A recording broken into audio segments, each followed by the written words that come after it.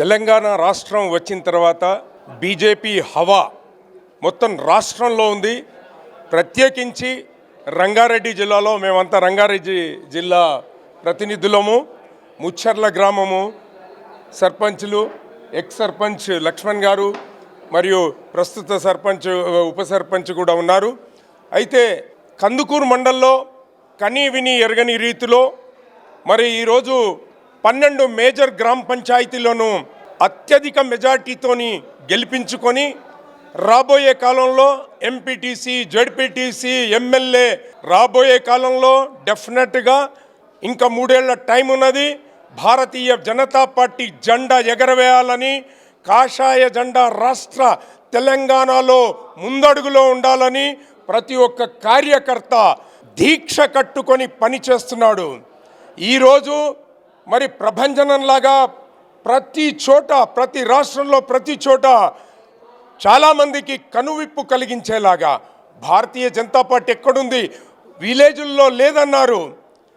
విలేజ్లే మూల స్తంభాలుగా ఈరోజు ఒక్కొక్కరు విజృంభించి ఎంతో ఎంతో అత్యధిక మెజార్టీలతో గెలిపించడం జరిగింది.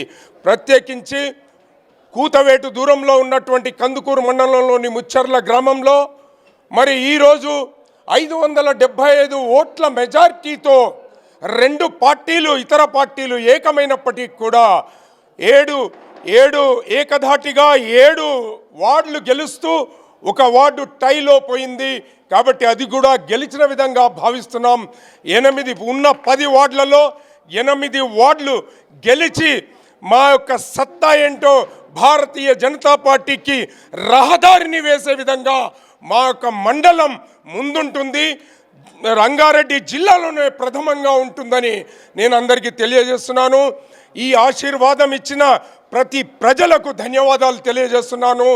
రాబోయే కాలంలో కాషాయ జెండా, రాష్ట్రంలో కాషాయ జెండా ఎగరేయాలని మేమందరం కంకణం కట్టుకున్నాము. ఈ విధంగా ముందుకు సాగాలని ప్రతి ఒక్కరిని, మాకు ఓట్లు వేసి గెలిపించిన ప్రతి ఒక్క కార్యకర్తకు ధన్యవాదాలు తెలియజేస్తున్నాను.